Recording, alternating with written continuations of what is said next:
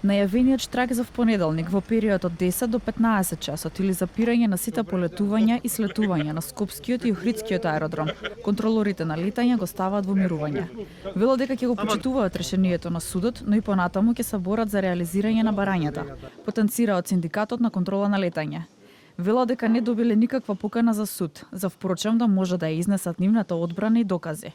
Најавија жалба до Републичкиот совет и против судиката која го водела предметот, како и барање до председателот на судот за повторно враќање и дозвола за изнесување на нивната страна. Немавме никакво известување, нити покана, нити, како што реков, тужбено барање од другата страна, односно од фирмата, дека има постапка против нас за запирање на таков штрајк. Вчера првпат од страна на одредени медиуми кои што бара моje мислење ми беше доставено решение преку кое што станав свесен дека постои некаква пресуда за забрана на штрајк и со самото тоа почнавме да се распрашуваме, да бараме за што станува збор и дојдовме до тоа дека постои покана за суд кој што требаше за рочиште кој што требаше да се одржи денеска 17.10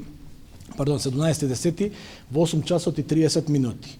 Дојдовме до тужбеното барање и тоа од страна на кој што ни беше доставено од страна на нивниот адвокат на фирмата, значи ништо официјално, нити од суд. Од Основниот граѓански суд Скопје писмено ни одговорија дека извршена специјална достава на 14 месецов, односно направен обид за достава на тужба и покана за рочиште. Оттаму вела дека истата била неуспешна. Тужените не се оштетени со донесената одлука, бидејќи во секое време може да организираат законски штрајк, кое нешто е и во самата содржина на предметната одлука. Ниту пак со оваа одлука од страна на судот им сеускратени работничките права, гарантирани со устав и закон. Од синдикатот посочуваат и на други проблеми и барања за решавање на проблемот со водата, затоа што вработените биле приморани да одат во тоалет или во аеродромот ТАВ или во Петровец по локалните кафеани да извршат нужда.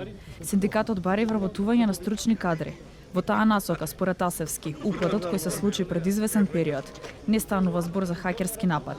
Туку тој вели дека тоа е квалитетот на кадрите кои ги вработиле во компанијата сите овие години. Претходно во писмено соопштение од МНФ кажаа дека секој штрајк во институција која обезбедува безбедносни услуги мора да биде организиран така што работно ќе бидат ангажирани доволен број на контролори на летање, за да се одржи безбедното управување со воздушниот сообраќај.